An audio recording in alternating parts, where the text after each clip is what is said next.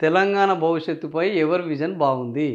ఇప్పుడు ఎవరు ముఖ్యమంత్రి రేవంత్ రెడ్డి విజన్ తెలంగాణ విజన్ 2047 డాక్యుమెంట్‌ని తయారు చేస్తున్నారు.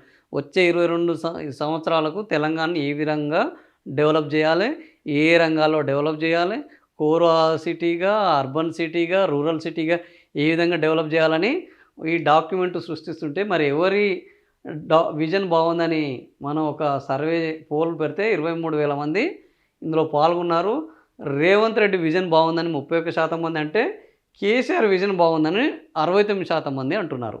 కేసీఆర్ ఒక విజన్ డాక్యుమెంట్‌ని అయితే ప్రకటించలేదు. ఆయన చేసుకుంటూ పోయారు. చెప్పినయి చేశారు, చెప్పనియి చేశారు.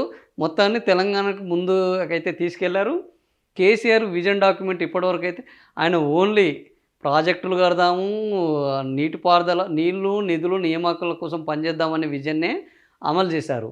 కానీ రేవంత్ రెడ్డి ఏందంటే కోరు, అర్బను, రూరల్ ఈ మూడింటితోటి ఇప్పుడు క్యూరు, ప్యూరు, రేరు.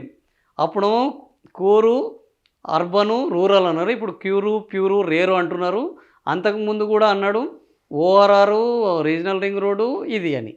సో ఇట్లా ఆయన రకరకాల విజన్లు ఒకసారి ఫ్యూచర్ సిటీ అంటున్నారు.